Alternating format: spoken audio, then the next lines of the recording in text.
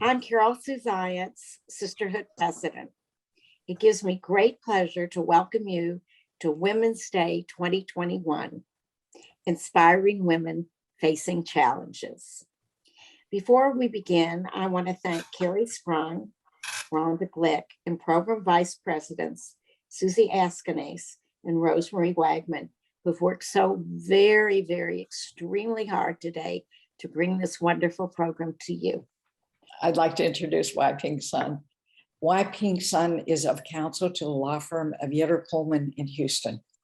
She practiced law in the New York offices of White and Case from 1988 to 1992, and then at Sidley, Austin, Brown, and Wood from 1993 to 2004. Her practice focuses on corporate and international transactions. A native of China, Sun graduated from Beijing Languages University and later attended Princeton University on a full scholarship. She graduated cum laude from Princeton in 1985 with an AB degree from the Woodrow Wilson School of International and Public Affairs. She received a Juris Doctor from Columbia University School of Law, where she served as an editor of the Journal of Transnational Law.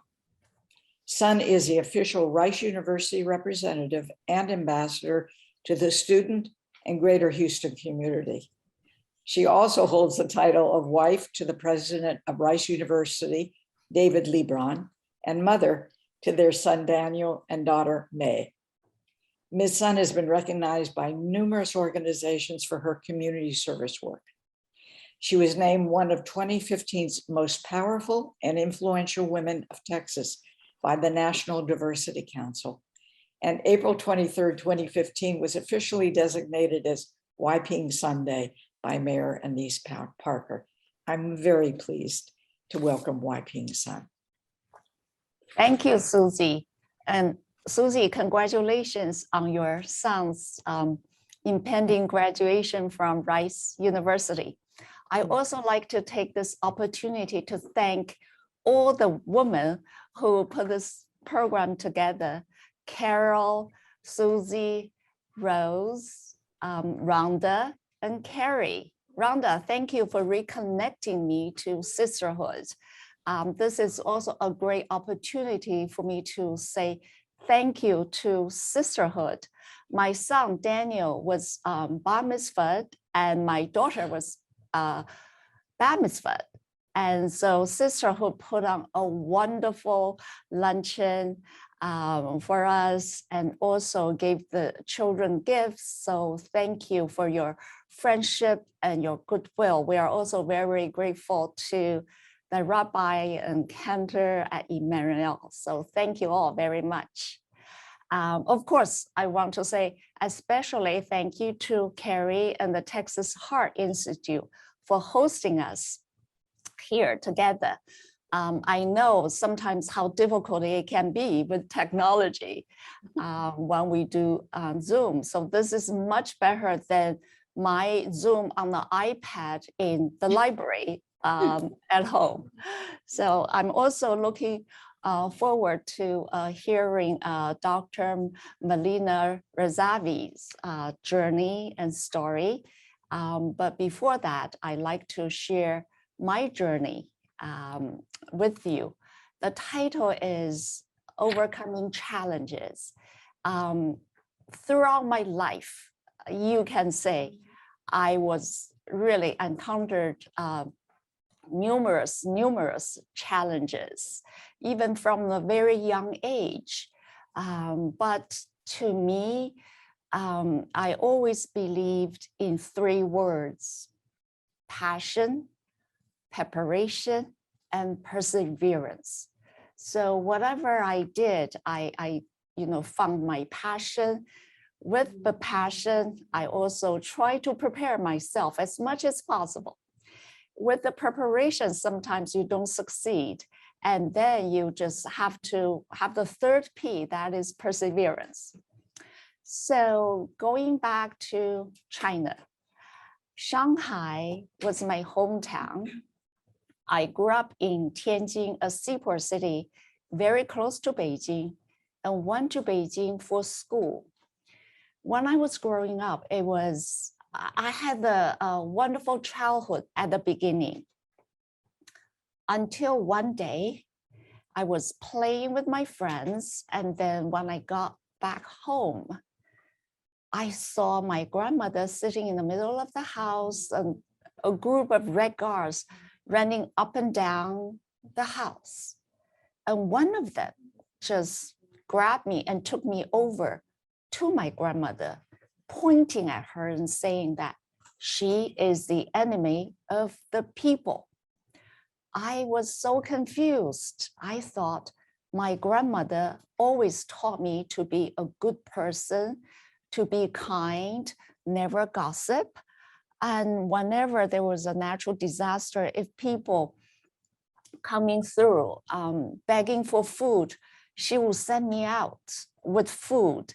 And she always told me, you need to present the food with both your hands to them to show your respect for them, because these are the people going through hard times and we need to have compassion for them. So I thought, how come a person like that can be the enemy of the people?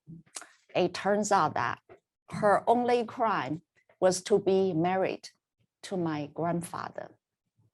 My grandfather was an aerospace engineer. He was working in Hong Kong at the time before 1949. When China was taken over by the Communist Party, my grandfather, a group of other engineers brought machineries back to China on the train, and some pilots were flying planes back to China. So this group of people actually started the Chinese airline industry. And so as a result, they were given high salary. But of course, during the Cultural Revolution, they were accused being spies. So my grandfather was kept at the company's dark room, and he was asked to write confession, but there was just nothing to confess. And so the Red Guards took all the valuables from the house. There was big letter posters posted all through our yard denouncing my grandfather. So life was very, very difficult. You can say that was a huge challenge to the family and especially to me. Being so young, I just didn't understand the whole situation until one day my hero, Premier Zhou Enlai, made the comments saying that we should not be treating this group of people like that. They are heroes of China. They've made contributions to China. And so life got better.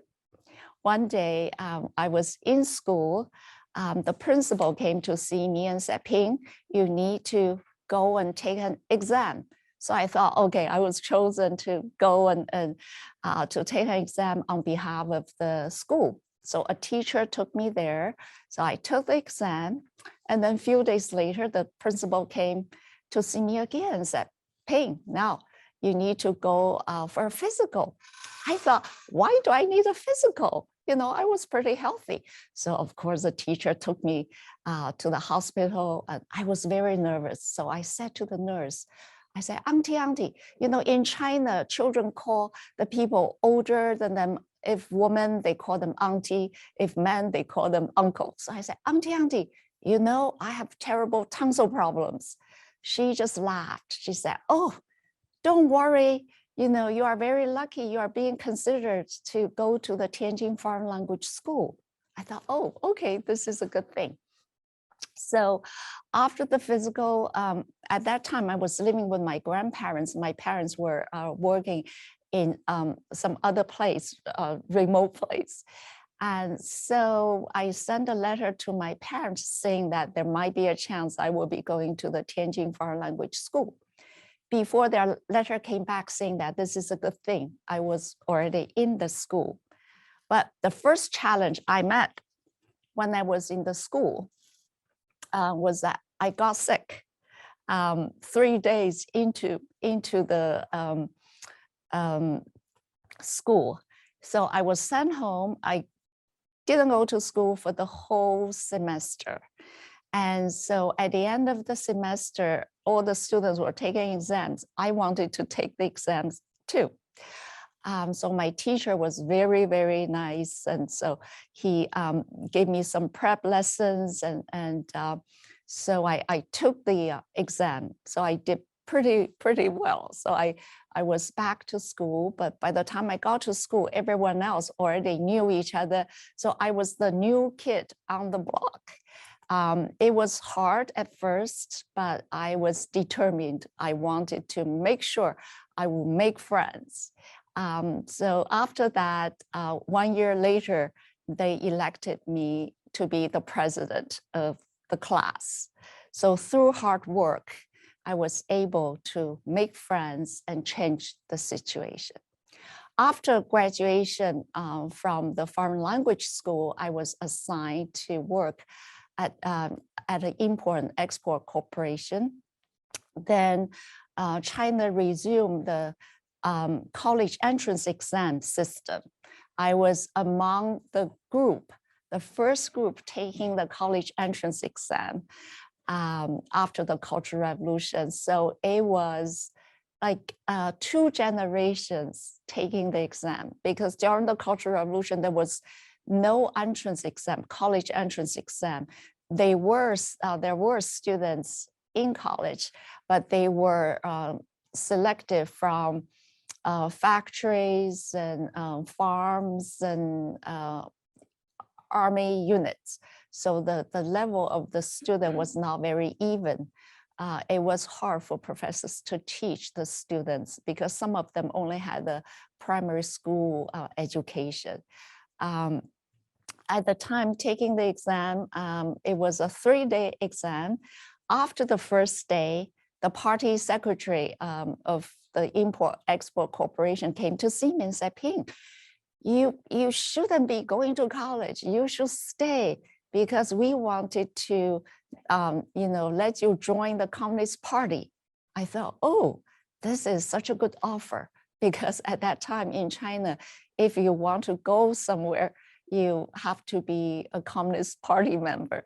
So I said, okay, I will sleep on it. So I went to sleep, but the next morning when I got up, I said, nope, I am going to take the exam. I want to go to college. I was very lucky. I was admitted to Beijing Language and Culture University. And so at the university, I learned about American universities. So I wanted to come to America to study. So I sent out letters to about 10 universities. Eventually, I only applied to Princeton and Yale. I was very lucky. I got into Princeton. They gave me a full scholarship, and they even sent me an airline ticket. But I didn't have permission from the Chinese government. So when I applied first for permission to come, they told me no. But I'm very stubborn. If you ask David, he will tell you I'm a very stubborn woman. I never take no for an answer. So every other day, I would be on my bicycle going to the Ministry of Education, petition for my case. I think after 3 months, they were fed up with me. They said, okay, you can go. And even with their permission, it was no guarantee I would get a visa to come to America. So I remember that day I went to get the visa from the US Embassy. The line was so long. Finally, I got in. I filled out the form and went to for my interview. The first thing the visa officer said to me, I am confused. How come a baby is trying to go to America? I realized my mistake immediately. Instead of my birth year, I put down 1981. Of course, I was only 6 months old. But without missing a beat, I said, well, she is a very smart baby. You know, she got a full scholarship to Princeton. The visa officer just laughed and stamped my passport and said, good luck. So humor, works. It transcends cultures. So that's how I came to America. Even on the way here, it was full of challenges too. When I was at the university in China, I was assigned to room with an American girl. Originally, the school wanted me to room with a girl from Pakistan, but as soon as they heard that there would be a girl attending our school from America, they told me, okay, Ping, now you will be rooming with this American girl. Of course, that was really a wonderful assignment. Everybody wanted to be her roommate. So I was very lucky. I got to live with Ginny. And so on my way to Princeton, I stopped by Los Angeles to visit Jenny. And then on the way, 15 minutes into the flight, the captain was on the air. Ladies and gentlemen, we're experiencing some problem. We have to return to the airport. I was like, is this a joke? We haven't, I haven't even seen Princeton yet. But luckily we landed safely. I attributed this to my visit to the Buddhist temple in China. I was the national interpreter for a group of American pediatricians when they visited China. So when we were in Hangzhou, we went to a Buddhist temple. At that time, I didn't have permission from the Chinese government to come to the US yet.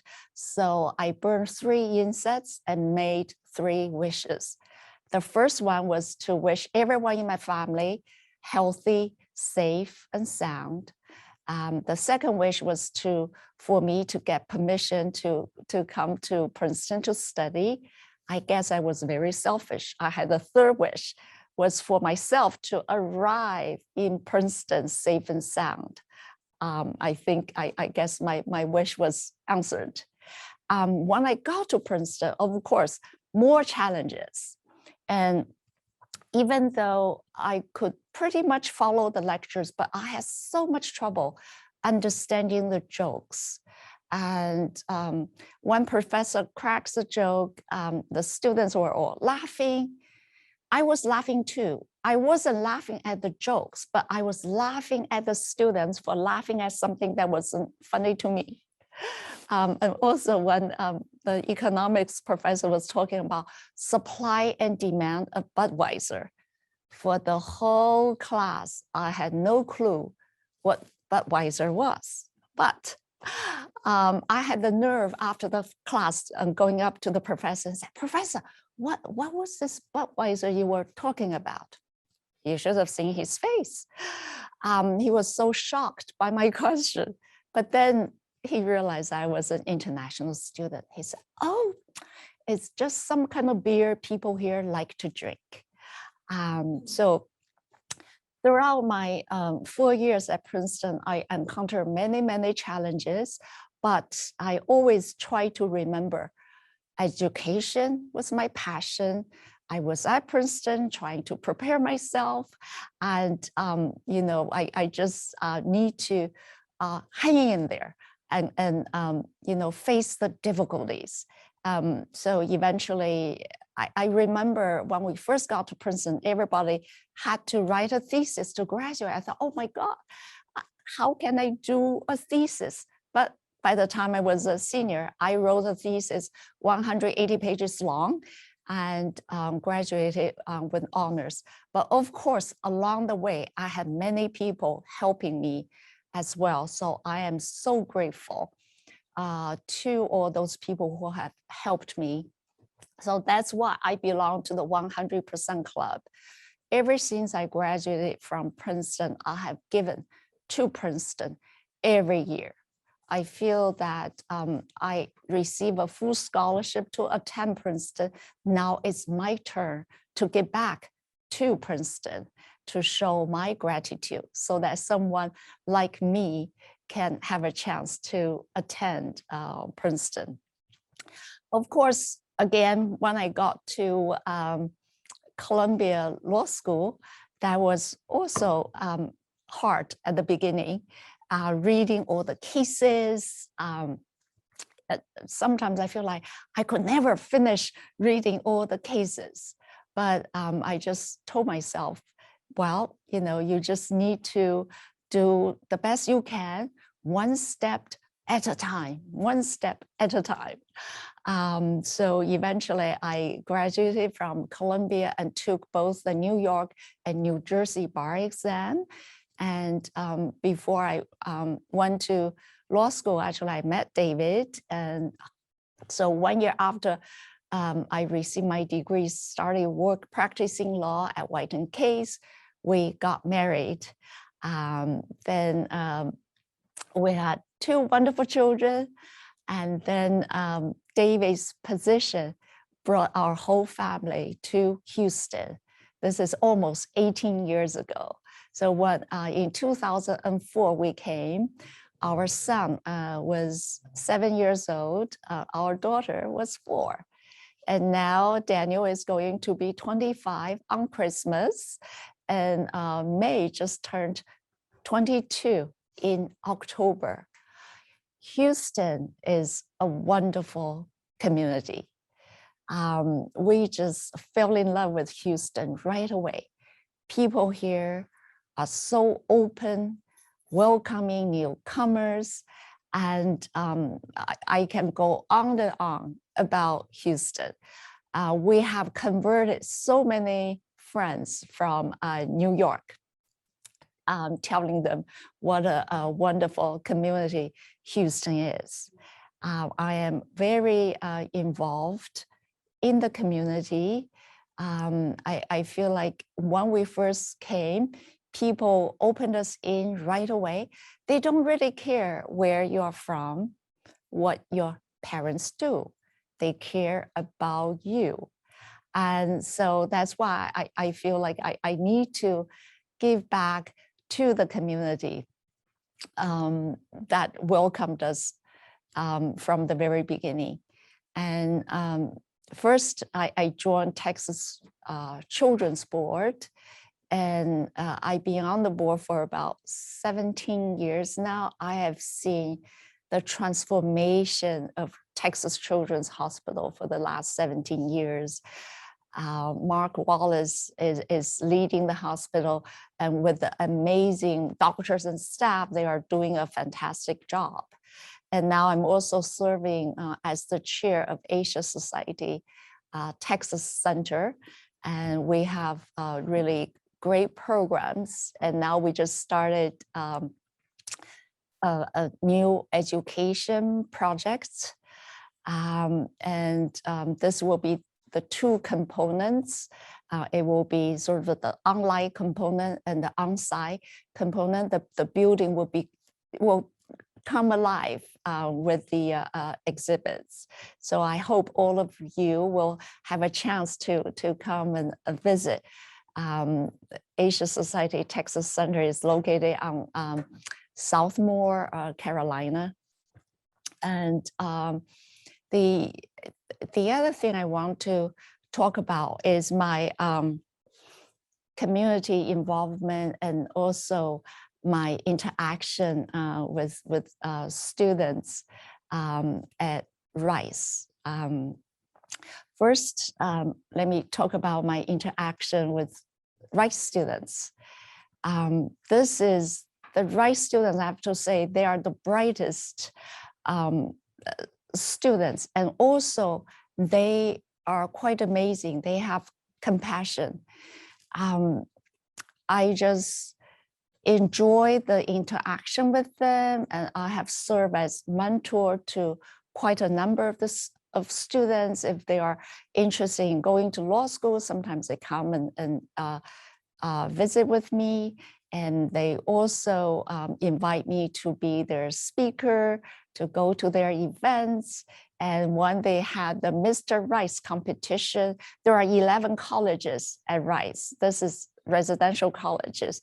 So each college would elect Mr. Rice. And now I think they just made it gender neutral, so women students can participate this year as well. So they will elect for someone from each college, and then the 11 of them will compete for the title Mr. Rice or Miss Rice. And if this is their fundraising to support nonprofit organizations. So sometimes I've been asked to be their judge. So it's always wonderful to see the students' enthusiasm about supporting local nonprofit organizations. And in terms of the community service, I also enjoyed my service on the United Way board. I'm about to roll off the United Way board, but I've served on the board for probably about 14 years. I also started as a founding member of the Thrive Council. This is the program helping low-income families to learn financial literacy, helping them finding good jobs, and also helping them to help their children stay in school. So we've gotten quite a number of families out of poverty and going on the road of saving up to purchase a house. And now United Way is about to celebrate its centennial. And they are also coming with a new vision and trying to help. They have a new program, it's called Alice. This is asset limited, income restrained, employed people. So we are hoping to impact more than 350,000 households within a couple of years. And so I just feel every time we can help one individual, one family, it's just, very, very, it's a wonderful feeling. And I know Sisterhood, you also do lots of community service and helping the community. So I want to say thank you. Houston is such a generous community. And every time there is a natural disaster, people come together. For instance, for the Hurricane Harvey, the city and the county established a Harvey Relief Fund. And they asked me to be the co-chair of the grants committee. We raised more than $180 million, and we were able to allocate those funds to nonprofit organizations on the front line. Those nonprofit organizations are helping individuals that really needed the funds, needed the help. And also with COVID, for the COVID, the city and the county again set up a COVID relief fund. This time they asked the United Way and Greater Houston Community Foundation to join forces to administer the fund. And I also had the good fortune of being asked to serve on the task force supervising the allocation of the fund. Again, we see the generosity coming from the community. And then, back in February, the winter storm, again, the city and the county set up a winter storm relief fund. United Way and Greater Houston Community Foundation were asked to administer the fund. I served on the grants committee again. So I'm afraid I'm developing a reputation to be the disaster lady.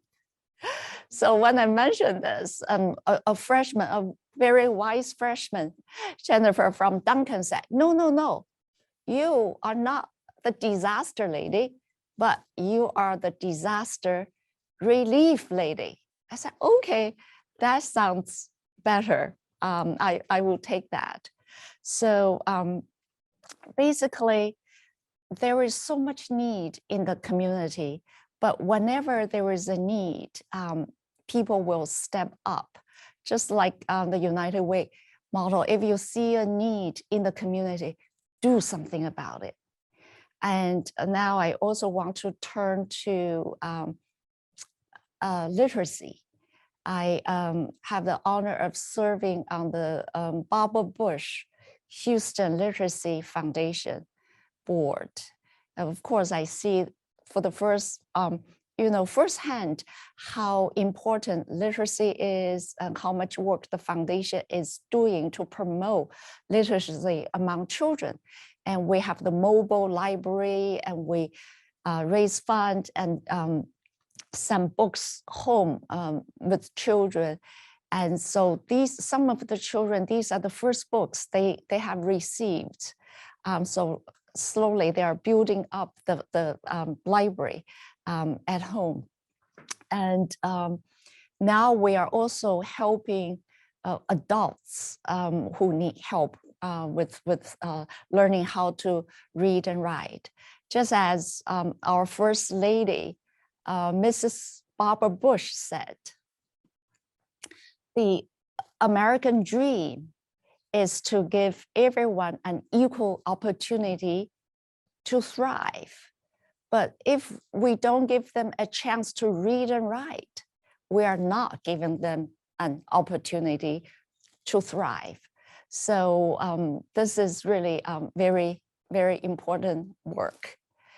Of course, in addition to doing the community work, I also think about sort of the personal development.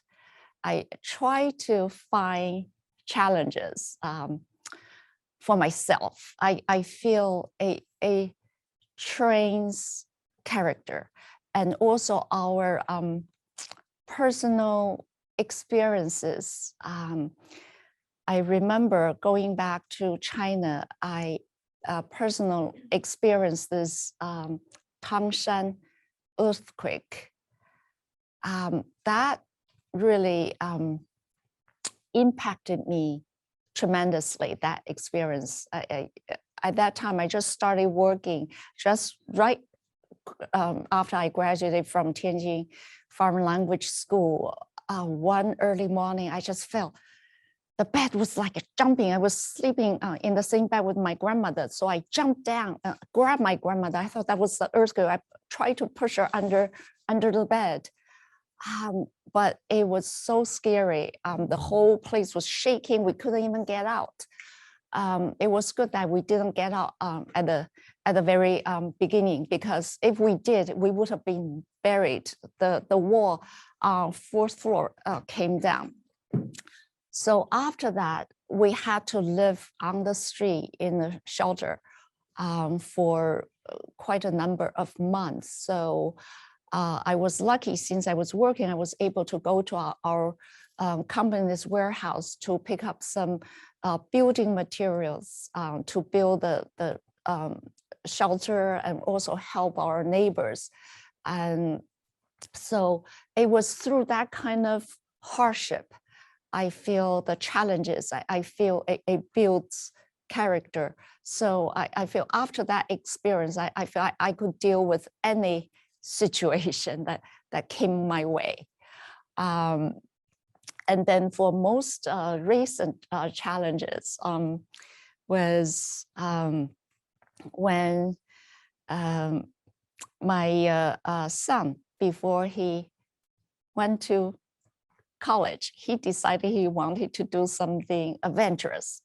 So he decided to bike from San Francisco to Los Angeles by himself. We have driven that road before on the US Highway 1. I think some of you might have driven that road. From San Francisco to Los Angeles, sometimes the road, there was like a cliff. There was no bike lane at all. So I thought, my goodness, if he falls, nobody would know. But I did not want to discourage him. So I said, how about mommy coming along with you? He said, yes. So I thought, okay, this will be a challenge. Since I didn't even know how to use the gear. We're not bikers, and so we just use our city bikes. Before we went, I took the bike to the, there used to be a bike shop at Rice. So I took the bike over there and asked the shopkeeper and said, how do I use the gear? So he said, well, you know, there are rolling hills there, and when you go uphill, gear 1. I said, okay, I can deal with that. So it took us 10 days. It was challenging, but we did it. It was an amazing bonding experience along the way. So I feel like in our life, we need to find different opportunities to challenge ourselves. And of course, after that trip, Daniel said that, well, someday he wants to take his family on that road as well, but he will be driving instead of biking. And then the other challenge I had for myself was to run a half marathon. A few years ago, I just decided that, well, you know, I would do a half marathon and run for a charity. And so I just printed out a training schedule from the internet and then started training. And I was very happy to finish the half marathon. I told David, I will just do this once. You know, I just want to have this experience.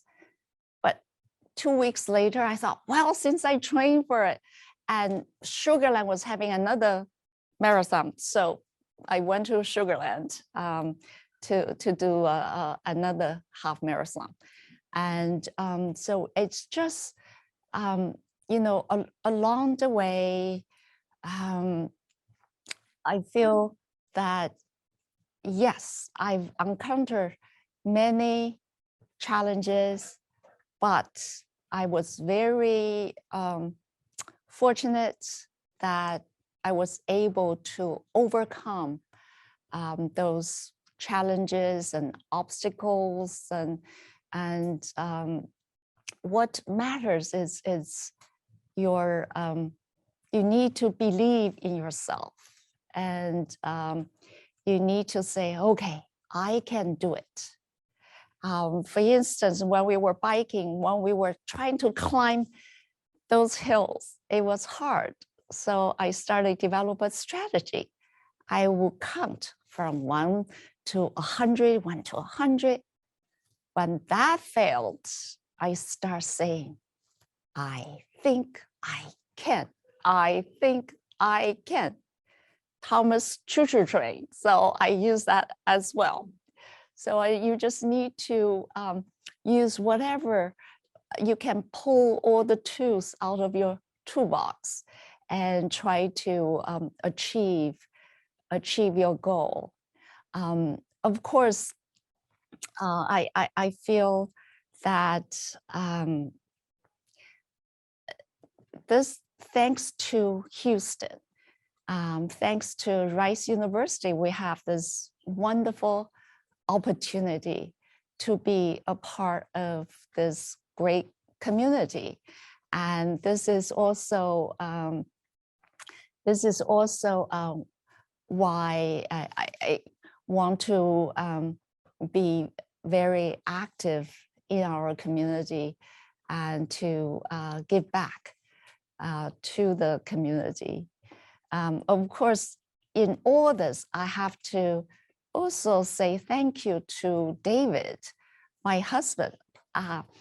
He has been so supportive of the work I do in the community, and my children as well, especially when they were young.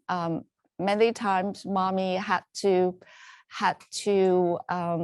be out, at an event, and so I wasn't, able to be with them, but they understood. It was very reassuring. One day, our nanny told me she was on the way of taking my daughter to the soccer practice. And my daughter just said to her that, when I grow up, I want to be like mommy, doing community service, helping other people. So when I hear that, I feel whatever I do is really worthwhile. Of course, whatever I do, I also want to thank all my colleagues at Yetter Coleman Law Firm. Paul Yetter, the founding partner at Yetter Coleman, has been an amazing leader and a good friend. And the firm is very flexible about the work arrangements of attorneys. And I work there part-time, but I just feel the wonderful support of the law firm. And so of course, since we came, I've made many friends, and also I'm so appreciative, so grateful to all my friends' support and encouragement. I'm very, very thankful to my friends and my family, my parents and brother and sister. They are all very supportive of the work I do. So I think with that, I just want to say thank you to all of you. I wish that I could see you all, but I know we will have an opportunity in the near future to be able to have more events in person. So thank you all very much. So thank you, Ping, for your enlightening and inspirational story. I love your motto for overcoming challenges: passion, preparation, and perseverance. And we all could use that motto in our life. I also want to thank you for sharing your talents with the Houston community. Houston's been very fortunate to have you with us, and we're so happy that you emigrated from China and that you are now a US citizen. There are some questions for you in the chat, and I'd like to, so one of them is, did anything negative or, anything happen to your grandparents with the Chinese government, and did the Chinese government ever try to get you to return? Just for those few years, it was very difficult for my grandparents. But eventually, after Premier Zhou Enlai made the comments, things got much better. So certain things taken away were returned, but not all of them. Some things just disappeared. Also, how old were you when the Red Guard confronted your grandparents? And how old were you during that period of time? I was about 6 and 7 years old. How did your grandparents explain to you what was happening with the government? Well, they were just saying that, your grandfather is not a spy, and they are just mistaken. But given the situation at the time, there was nothing we could do. We just have to have patience, and they believe that the innocence will prevail. So I understand that you lived with your grandparents. Where were your parents at this time? My parents were in the army. They were in a remote place in China. And what was their role? What did they do? They both actually worked for a hospital. My mother was a doctor. My father was an administrator in the hospital. So did they live also with your grandparents, or did they live in another part of China? They were in another part of China. And for what years of your childhood were you separated from them? When I was 6 months old, I was raised by my grandparents since I was 6 months old. And when were you reunited with your parents? How old were you then? I wouldn't say reunited, because even when they were, for a short period of time, they were in the same city. But even when they were in the same city, I wasn't living with my parents, because I was in school where my grandparents were. And so I will only see my parents probably once a week. Do you still have family in China? Yes, my uncles and aunts are in China, but my parents are all here. So how was that experience bringing them over, and how old were they when they immigrated? They immigrated before Daniel was born, so about 26 years ago.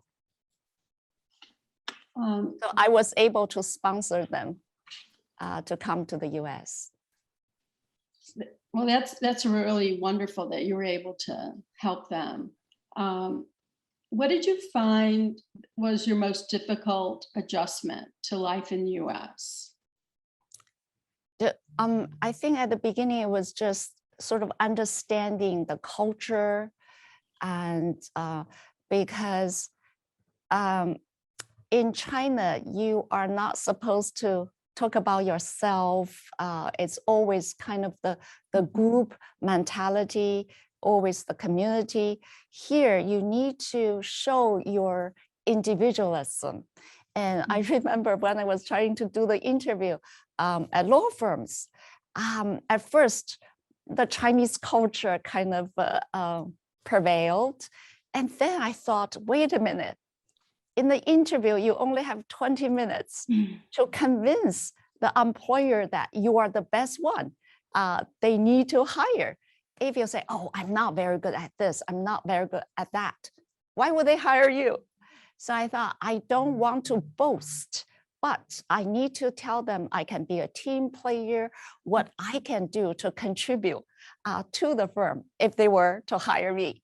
So I guess my education came through as well in the US. So I was able to balance it the whole better. But I was very fortunate to serve as the speaker for new citizens twice since I came to Houston, as I shared with them that what means to be American to me, my journey to become American. But I also encourage them to share, to teach their children the language and the culture, but share that culture with fellow Americans, because the more we share with each other, the better understanding we can have of each other. So the better understanding we have of each other, a better world we can build together. Right, right. So you've been in the United States now how many years? Since 81. My goodness, 40 So- years. Ah. So what did you miss most? What did you miss most about living in the US? What did you miss about China? Of course, my childhood friends. But thanks to technology, that we have WeChat, and we are all in a sort of a WeChat group, and also those friends through Tianjin Foreign Language School, because it was a boarding school. So we kind of grew up together. We view ourselves as brothers and sisters. Every time I went back to China, we will all get together. So we are all in the WeChat group. So that's what I miss the most. But in terms of food and things, you can get anything here in Houston. So that part I don't miss. It's the childhood friends. Okay. Well, I want to again thank you for sharing yourself with all of us. And I've learned a lot about you, and I feel so lucky that we've had you for this period of time. And I'm going to turn the program over to Kelly to introduce our next speaker. Thank you, Rhonda. We miss seeing you and Bill. Thank you Good very seeing you. much. Dr. Joanna Molina-Razavi is a cardiac electrophysiologist at the Texas Heart Institute and Baylor College of Medicine. A native of Tijuana, Mexico, she attended medical school at Universidad Autonoma de Baja, California, after obtaining the highest score statewide in the medical school entry examination. She was attracted to medicine early in childhood and navigated the American medical education system to ultimately pursue a highly competitive pathway to subspecialty cardiology. In fact, she became the first international graduate of the Texas Heart Institute Cardiology Fellowship Program and the first Hispanic woman to pursue the additional electrophysiology subspecialty training. Few women choose this highly competitive career path, and she has garnered an international reputation as one of the best teachers in her specialty field. She remains very committed to her community and to giving back to her training program at THI and Baylor College of Medicine as a teaching faculty member, and always encouraging the next generation of doctors to pursue subspecialty cardiology training. She and her husband, Dr. Emanu El Sisterhood of the Texas Heart Institute and Baylor, have a beautiful son, and today she balances her patient community, motherhood, and her family back home. Thank you, everybody. First, I want to thank, of course, everybody that took the time to organize this event. I think it's very important to listen to other women talk about how they got to where they are. It was very, very inspiring and wonderful to hear Ping over here about her journey and what she's had to overcome, culturally, and with all the challenges that have happened to her, and now she's here doing all this amazing work with the Houston community. I'm sure. I mean, it's very impressive how you've done all of these amazing chairs with all of these horrible disasters that we've had recently here in Houston. Anyways, I want to thank you personally for all the work you do. And I didn't know you did all that, and that's very, very impressive. And I'm sure everyone here thanks you as well. And the Sisterhood as well. I'd like to thank everybody, and of course, Carrie, for a wonderful introduction. I'm just gonna start talking a little bit about myself here and how I got here in the first place. So as Carrie said, I am originally from Tijuana, Baja California, Mexico. And there's where I was born and raised, right at the border with San Diego, California, which is the most visited border in the world. And Tijuana is also, unfortunately, one of the most, if not the most dangerous city in the world, has been ranked that way for, many times. And it's not proud to say it, but it can get pretty rough over there. My parents, also native of Tijuana, they, when you're from the border, at that time, it was kind of easier to obtain a green card. My grandfather obtained his green card fairly easy because he was working in San Diego, coming back, and he just got a kind of a working visa and then went from there. My parents were able to, my father was able to obtain his green card, and subsequently when he married my mother, then she got hers. And then when I was born in Tijuana, but then I got my own green card and became a U.S. citizen in my 20s. That part of things, coming from the border wasn't, the hard part for me. The hard part for me was how did I get from, going to medical school in Tijuana to here? So, thanks to my parents and their hard work, I was able to attend private schools in Mexico throughout my life. And, if there was something my father had no problem splurging on was education. I'm very thankful for that.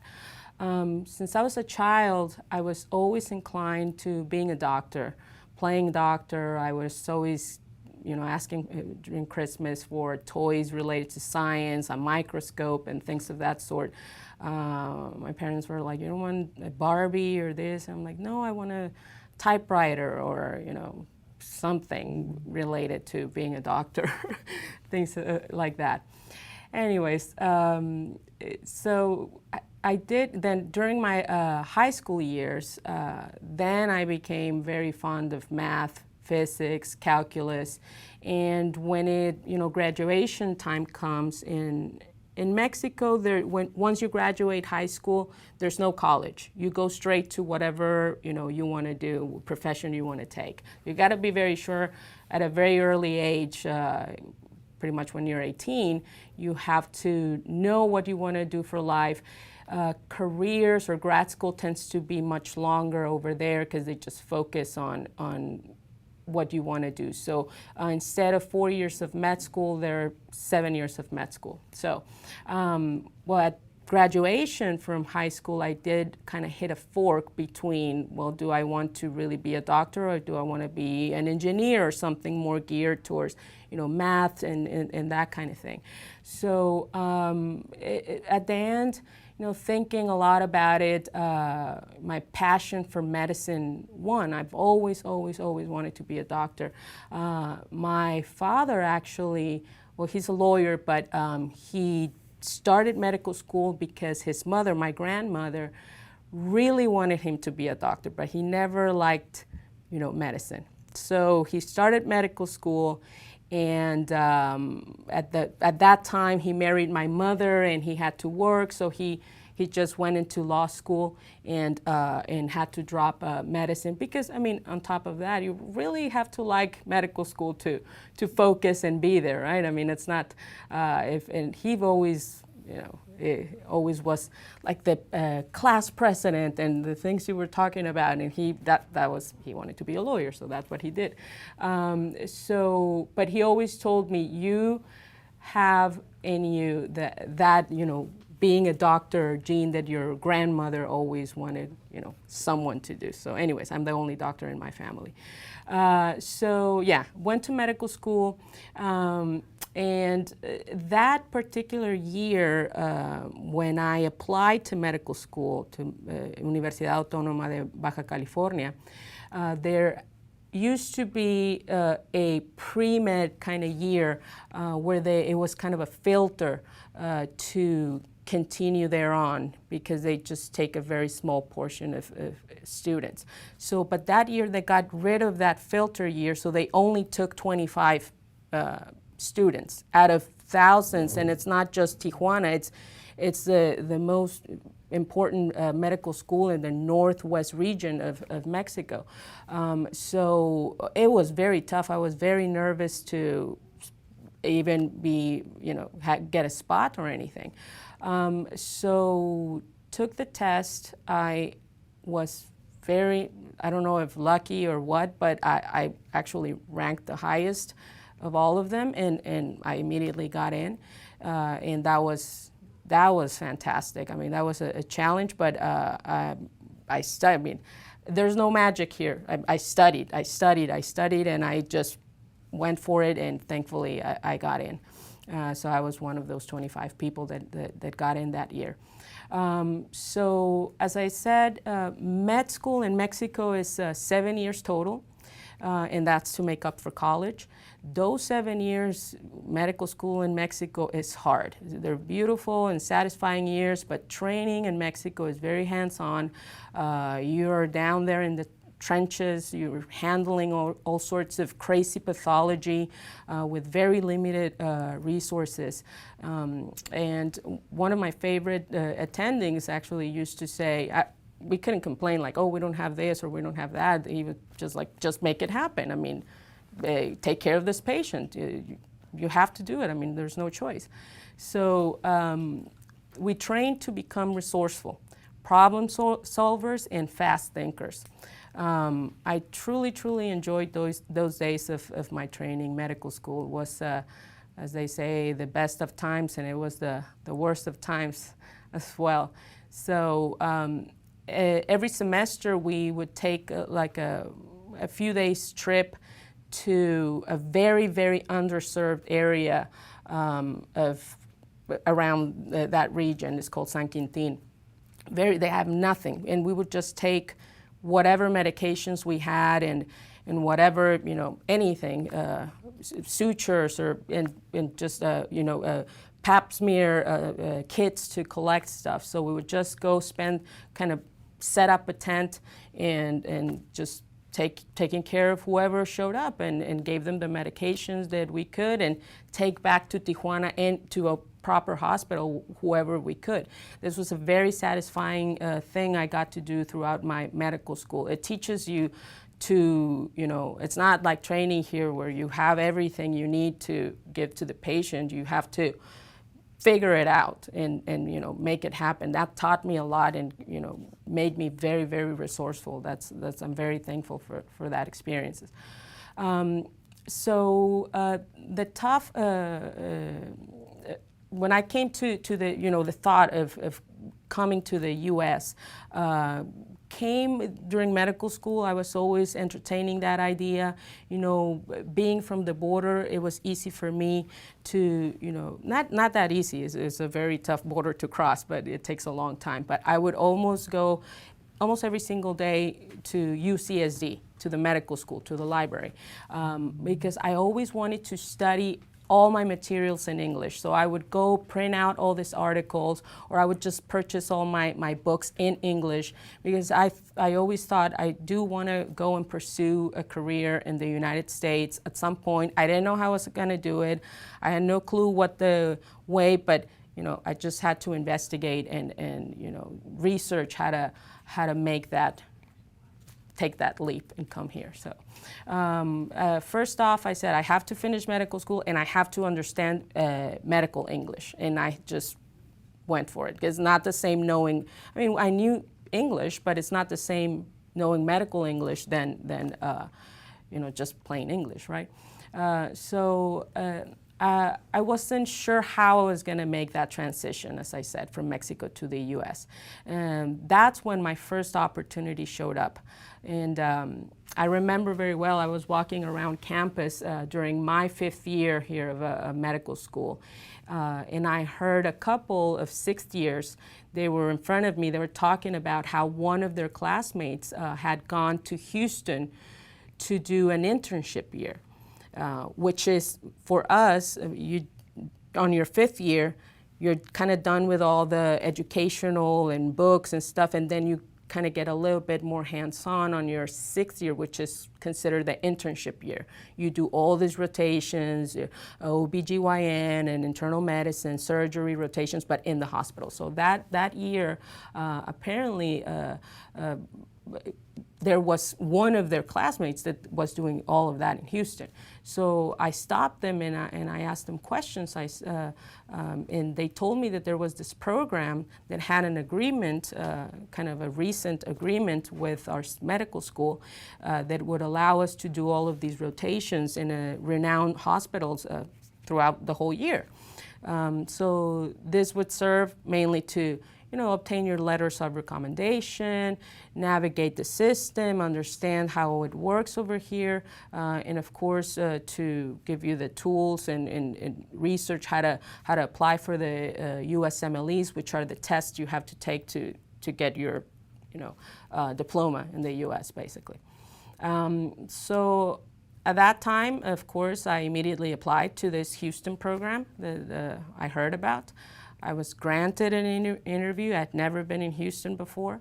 So I remember I got here and I would just, there's the Oquin Towers that have like 2 peaks with some lights, and I saw it and I'm like, wow, that's amazing. And the medical center was so grand, and I mean, it's the biggest medical center in the world. So I was like, this is amazing. And every time I would just look anywhere and I felt like I was lost, I would look and try to find the Oquin Tower peaks, and I'm like, oh, okay, that's where the medical center is. And so I would just kind of walk towards that way. That was kind of my anchor. Little did I know that my office is in that building now. So that's amazing. I mean, it's kind of ironic, but hard work got me there. Anyways, moving forward. So as I said, loved the medical center. I applied and I really wanted to come here. I got the interview. It was a very tough thing. They made us run to, he said, I want an essay on this type of disease like in 2 hours. No clue where to go to, get a computer and get books or research or internet or nothing. So I just made it happen, and I brought him the essay, and he said, wow, you did it. I didn't think you were going to do it. And I'm like, well, here I am. I remember I went to Methodist Hospital and I said, can I use a computer? I think they felt sorry for me, and I just did it. So I got the spot, and I remember this attending, he was Mexican too, and he told me, you have no vacation the whole year. You can't go back to Tijuana during the whole year. You have to stay here. There's no days off, and that's it. So do you want to take the spot? Absolutely. I'm taking the spot. My parents were very happy. They were not happy I was not going to be able to see them for the whole year, but they were very proud. They did everything they could to support my decision, as coming to the U.S. was going to be under my own expense. So my father even sold some property so he could support this year over here for me, and I am truly, truly grateful for them. So 6 years was a success. I worked out everything I needed to do to come here. And here I was where I wanted to stay. So that was very important. I was very proud of myself that I was able to do it. So right before I finished that 6th year, here my rotations in Houston, I met my next opportunity. And this is my mentor, Dr. Paniagua. So he's a well-known cardiologist at the VA hospital. And I met him in, Latin community, right? I was here in this rotation, doing these rotations with this Mexican doctor who was the one who had the program. And he was friends with Dr. Paniagua, who's from Costa Rica. So, all Latins know each other somehow. So there was a Christmas party for the students and some faculty, and Dr. Paniagua was there. And I got to talk, he's a cardiologist, and I told him about my interest in cardiology and wanting to hopefully get a spot for residency here in the United States. And I told him I had to go back to do my 7th year in Mexico. 7th year is kind of I'll go back to that, but I have to go back to Mexico for a year, and then I want to come back here once I'm ready to apply for residency.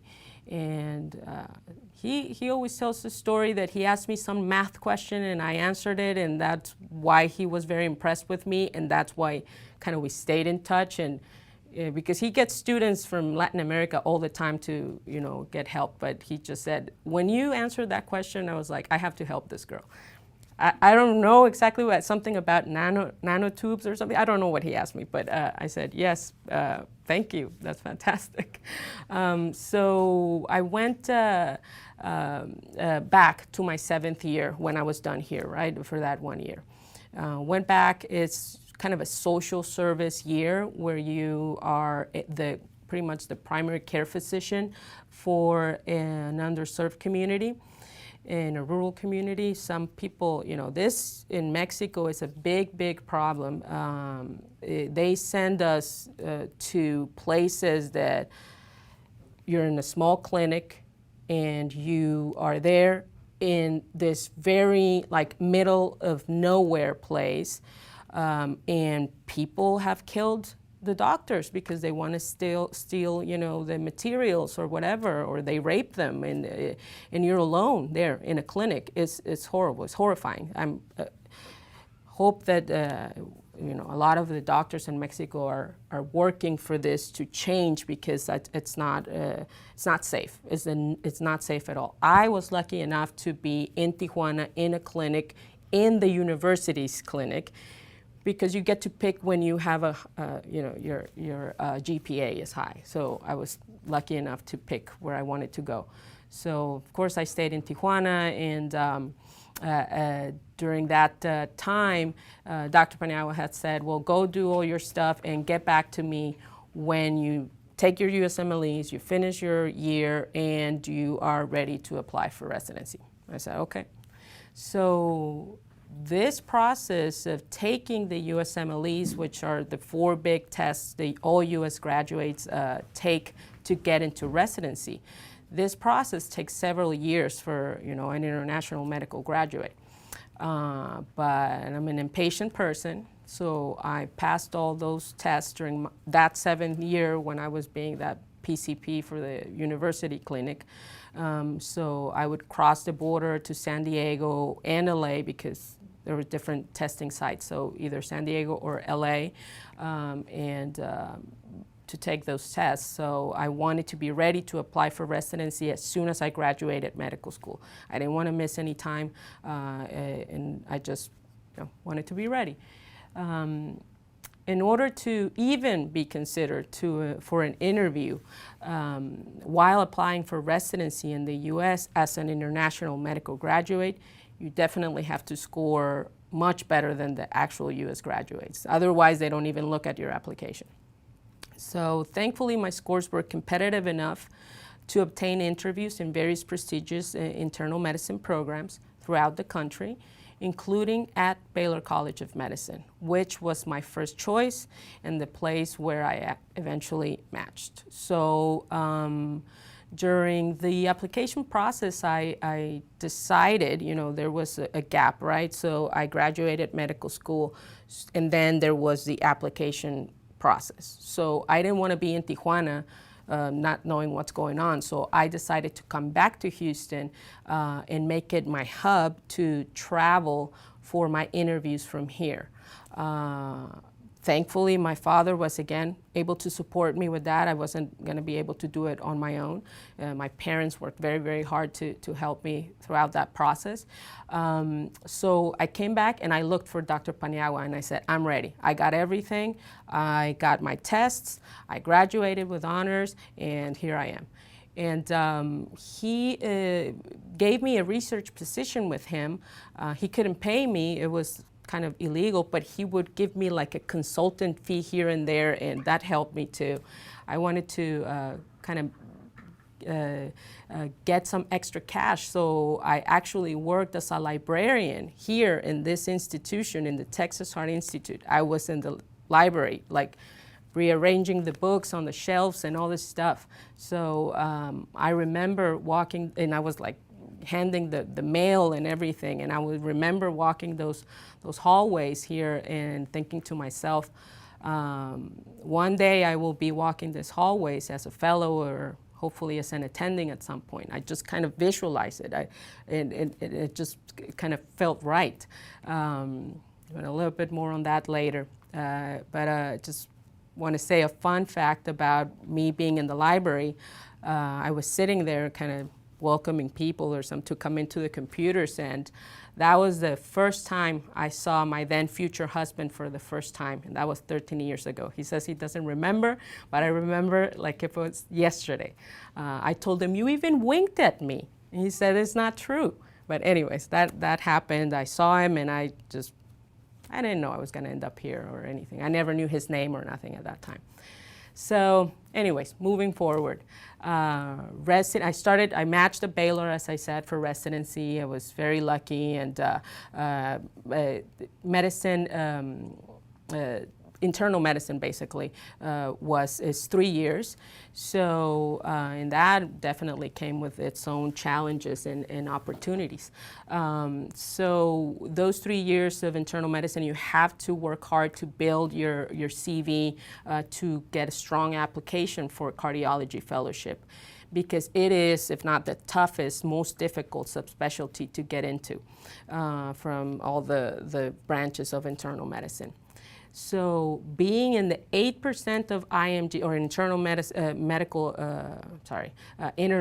medical graduates they took on for my internal medicine class, my chances of getting into cardiology were pretty slim, being, international medical graduate and a female. It was kind of hard. It was not the easiest task.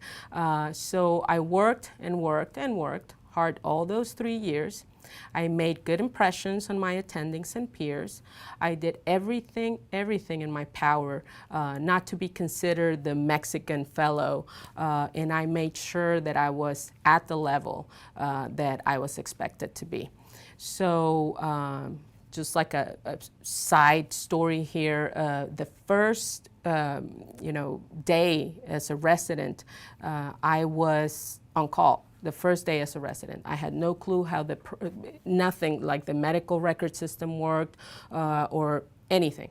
And typically here at Baylor, they take one of their own medical students to be the first one on call the first day. Because they already know the system. And this was in one of the toughest hospitals on the rotation scheme here, which was Bentop. It's kind of the Harris County hospital, and it's pretty busy. So I don't know why they put me on call the first time, but I said, isn't like a Baylor person supposed to be on call the first day? And they said, no, you can do it. I'm like, yeah, just throw the Mexican girl over to the trenches for the first call. They just all laughed. As Ping said, humor sometimes is important in stressful situations, right? So I think it was the most difficult day of my life. That day, it was very, very difficult, tough. I didn't know anything about how the hospital worked, but no one died on my watch, so that's good. I know in Tijuana they made me resourceful, so I figured it out. So at this point, it really came down to me giving it my all during residency to build a strong application for cardiology. At the time, it was only chief residents, which is doing a fourth year of internal medicine, who were offered the cardiology spot at Texas Heart Institute coming from Baylor. So Texas Heart Institute, of course, was always my ultimate goal. So not only was it necessary to do that extra fourth year, chief year basically, you also needed to be a man, because the cardiology program is named the Brotherhood.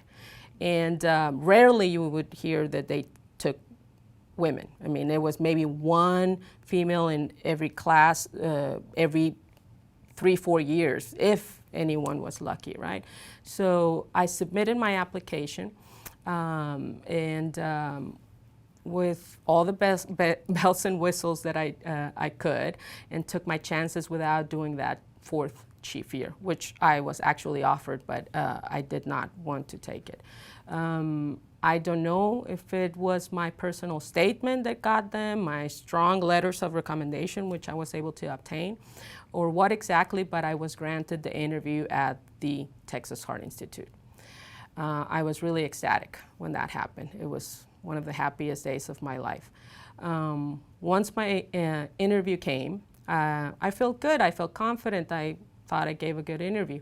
I still had one more year of internal medicine to graduate.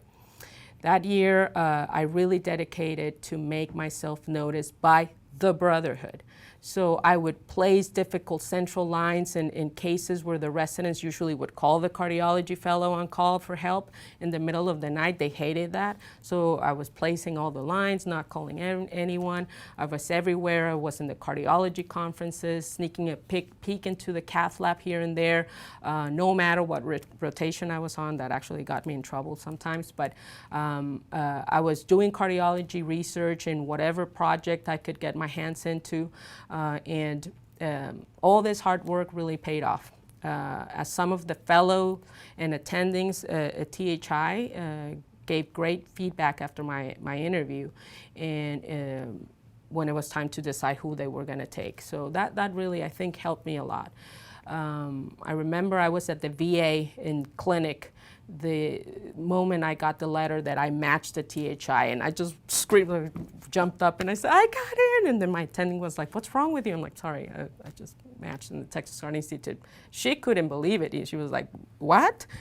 Anyways, it was amazing. I was the first female international medical graduate to be accepted into the Texas Heart Institute, and now I was the little sister among the other 5 guys that matched with me. Finally, I walked those hallways that I talked to you about as a fellow, and it was a beautiful moment for me. So the program here at Texas Heart Institute is intense. It's a not easy program. This program does not play around. We were able to do many types of procedures during the first year of training. We learned from the best in the country over here. I really, truly loved my training.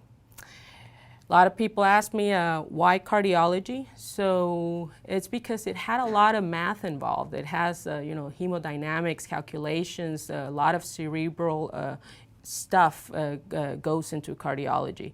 And I always have and still miss that part of things.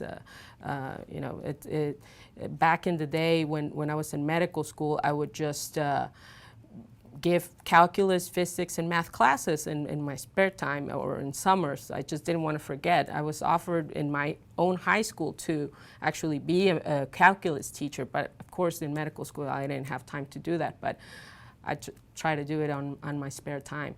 So I went into cardiology because of that mainly, and I started cardiology thinking I was going to be same as my mentor, an interventionalist. So let me explain this a little bit here. There's 2 major subtypes of subspecialties within cardiology.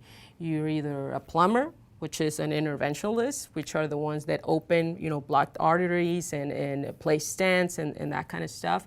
Or you can be an electrician like me, which is, that's the way we explain it to patients so they get the picture, right? So you could be an electrophysiologist, and we are the ones who take care of all the rhythm issues and placing of defibrillators, pacemakers, ablations of different types of arrhythmias and all sorts of those things, right? So I did not know I was an electrician until I actually started my cardiology training. Now, let me say that electrophysiology is a very, very, very subspecialized field. It is very technical, very math-oriented. It is almost like a different career. We do not learn about electrical circuits and such during any part of medical training. So the people who go into electrophysiology typically come from some engineering background, which I didn't have, right, because I didn't go to college. But so anyone that is an American graduate typically has some sort of engineering background from undergrad. Moving forward, Dr. Masumi, who was one of the best electrophysiologists in the country, was my attending during my rotation in electrophysiology. He told me during that time, he said, Molina, you have to do EP. You just have to. You get it. I remember it really clicked. I'm like, I do get it and I like it a lot. So with the knowledge that they only took 2 fellows per year and that they had never taken a female, let alone an international medical graduate female, I had to ask Dr. Masumi, so do you recommend that I apply here and also other places? And he said, no, you have a spot here. He was a very straight, shooter kind of guy, very amazing. He's very missed here in the Texas Heart Institute. So he said, you have a spot here. And he shook my hand, and the spot was mine. So I couldn't be happier. I'm here standing now as an attending and faculty at my 2 beloved institutions, the Texas Heart Institute and Baylor College of Medicine. The institutions that gave me all the opportunities in the world, they took me right after graduation as my background. So here, to be an attending, they did take me right after I graduated electrophysiology because my background, my Spanish speaking, and who knew my being female actually helps attract more patients speaking a different language as well. Everybody speaks English here. So I am happily teaching now our general cardiology fellows and EP fellows to become exceptional graduates and to represent us well.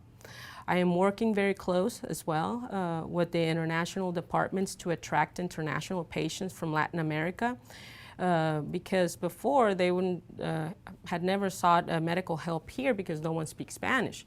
So now I'm really getting into that part, kind of trying being an ambassador for us. And with COVID, it was difficult to take the trips down and give talks over there. We're trying to do some remote meetings and things of that sort, but I think more exposure about our institution and the knowledge that we have people that can help them that speak Spanish is something I want to open to Latin America. So that's where now that world is opening a little bit more, we're going to be trying to work a little more on this aspect of things. So life now comes also with its own challenges, right? I do juggle my time between work, between teaching, between my husband and my beautiful 2-year-old son. And I must say that the terrible twos are true. They're a true thing. And when Ping here was saying about her son, Daniel, wanted to take that bike trip, I hope that's not the situation with me because I don't know what would happen to me. But congratulations that you were able to take that trip. I don't know if I would have the endurance to do that. Anyways, a little bit more about my own life. As Carrie here said, my husband is also an electrophysiologist. He's Dr. Rosavi. We're both EPs, and being both the same thing is a little challenging. So we try to keep work at work and not bring it home. I think that's very important, unless we have something super interesting to a case that we want to discuss with each other, but we try not to talk about work at home. I think that's important. We do work as a team to spend quality time with our son and with each other. I am grateful and truly blessed to have found that balance. Not that it's been easy, of course. There's days that I'm at work and I want to run back to my son. I want to see if he fell or hit himself. I want to run back. When I was, for example, in maternity leave, I was like itching to go back to work. So that balance, it's not easy to obtain sometimes. It can be a hard thing to achieve. One big factor that has actually granted me balance is the fact that my mother has moved in with us and has helped me with my son tremendously. She is the reason I go to work with a peace of mind and with a clear mind, and I'm at work and I don't have to worry about anything because I know my mother is with my son. That I cannot stress out how important has been for me during this time. And thank you, Mom. So lastly, I do want to say that I proudly represent my country, my medical school, and I proudly represent my family and everything they did and continue to do for me. I proudly advocate for anyone who wants to work hard and be prepared to grab the opportunities that life brings onto their journey to success. Despite all bumps and challenges, there is always, always a way. And thank you, everybody, for this amazing opportunity to talk about my journey. And again, very impressed also with Ping and her own journey. And I'm looking forward to other meetings like this, so we can all hear more stories like ours to inspire us. I think this is very, very good, practice to get into. Thank you. Wow. Thank you, Dr. Rosavi, for sharing your journey, your incredible journey from Tijuana, Mexico, living on the Mexico-California border, to coming to Houston and breaking through so many barriers that to become one of the brotherhood, as you mentioned, at the Heart Institute. You had incredible support from your parents, which you mentioned multiple times. First of all, you had this dream of becoming a doctor from an extremely, extremely young age. And you mentioned how they splurged on your education, which was phenomenal. And then, of course, I was going to ask you a little more about your family, but then at the end, you said how your mother is now living with you. Is your father still living? And is he in Mexico? Is he in Houston? Where is your father? Yes, no, he's in Mexico. My dad will never leave Tijuana. He loves his city. My mother's actually there right now in Tijuana, so she comes back and forth to visit him. My dad said, I thought you were just gonna go when the baby was born, and you've been 2 years and you're still there. I'm like, but Dad, you wanted grandkids? I'm sorry, she's staying here. This is until he goes to college or something. Well, you were extremely lucky to have that level of support for your parents to do everything they could to make sure you had the best education that you could. One of the questions that came through just now is, do you currently mentor any women who are trying to follow in your career path? American women, Hispanic women, people from other cultures. Do you have any mentoring going on? So yeah, yes, of course, I get a lot of emails and people reaching out, specifically both men and women, of course. But I do try to focus on females that have kind of a hard time getting that confidence that they can do it, despite being this field is a very male dominated field. So I do have a few medical students from Mexico that I talk to and mentor and tell them how to navigate the system and how to go through everything. Yes. And of course, some people that want to come and do research or rotations with us, I try to, help as many as I can. And if you could go back in time with the knowledge that you now have, what advice would you give to yourself? What would you say to your younger self? And maybe would you change anything? That's a hard question. I've made that question to myself. I don't think so. I think I just did what I had to do. I just like a horse. I was like, I'm going to do this. It's going to happen. And I think I needed that attitude to make it happen. Otherwise, I wouldn't be sitting here. It seems to me like you were driven from an early age down a direct path to where you are now. That's what it appears to be. As I said, I just wanted to visualize myself every step of the way. I was like, now I'm going to go here. And then now I'm going to go here.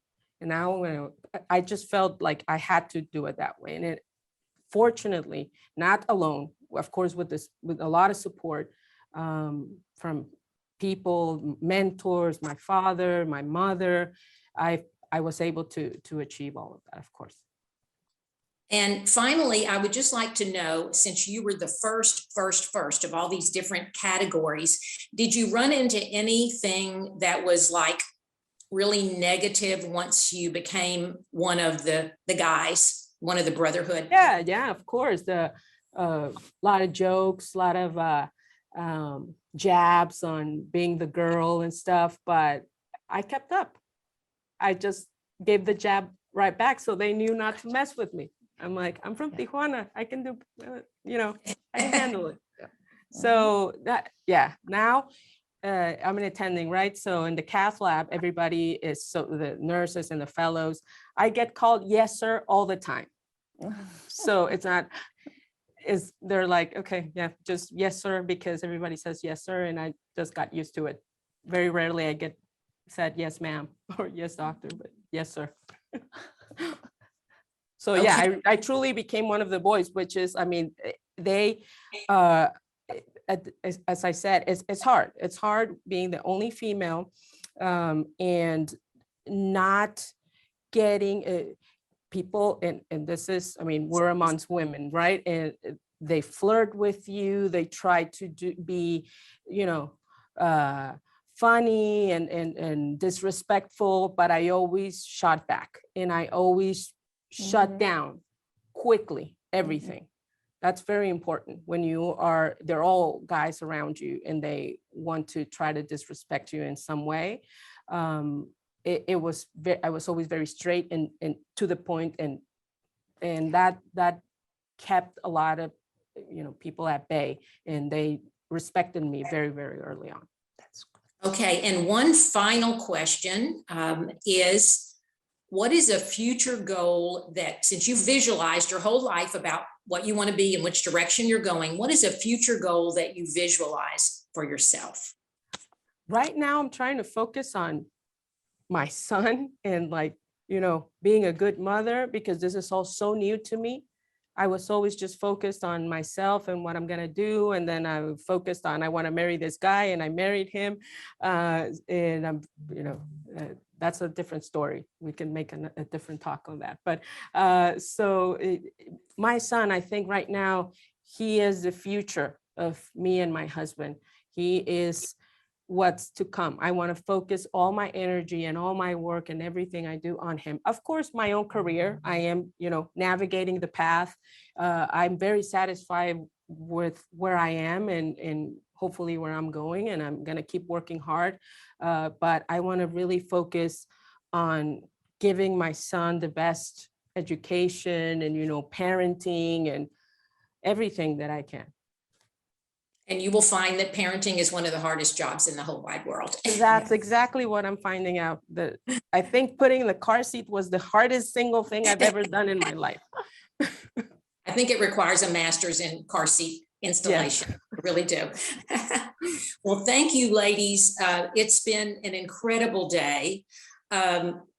You all are the most phenomenal people I've met in a long time, and we just so appreciate your sharing your valuable time with us today. There are a number of people who are listening to you now, and others who will be tuning in later as we have, with your permission, recorded the session. I know some people initially had some difficulty getting on, and so they're going to have to listen later. But I want everybody who's here to know, and everybody knows this already, that programs like this do not happen by accident. They take a lot of hard work to make them happen. And there's so many people that need to be thanked today. First of all, Carrie Sprung and her Texas Heart Institute team of Ramon Bernal, Renessa Malseed, and Joe Bruton, without whom none of this would have been possible today at all. Then to Rhonda Glick and to Carrie for contacting our two incredible ladies who spoke to us today. Also to my co-vice president, Susie Askenaz, who read every email and followed up on every detail involving today. And then to Lita Karchmer, our sisterhood secretary, who always goes above and beyond to make these programs happen. We so appreciate these ladies who shared their personal experiences And I want to remind everyone that this is being recorded, and I think that you'll be able to listen and tell your friends to listen on the Emanu El website. With one final note is stay tuned for our next Outstanding Sisterhood program in the evening of December 8th, another virtual program, Digital Media Boot Camp. Apps you've always wanted to meet, and perhaps it should be called Let's Catch Up with Our Grandchildren on Technology. That's what I'd like to add anyway. So wonderful being with you all day today, all morning, and I'll turn it back over to Carrie at the Heart Institute. Thank you again for everybody for joining us. It's really been a pleasure and honor to be a part of the community and be able to invite some very inspiring women here and then share their stories with you. So we hope to see you again. We would love to host other events like this. And until next time, thank you so much.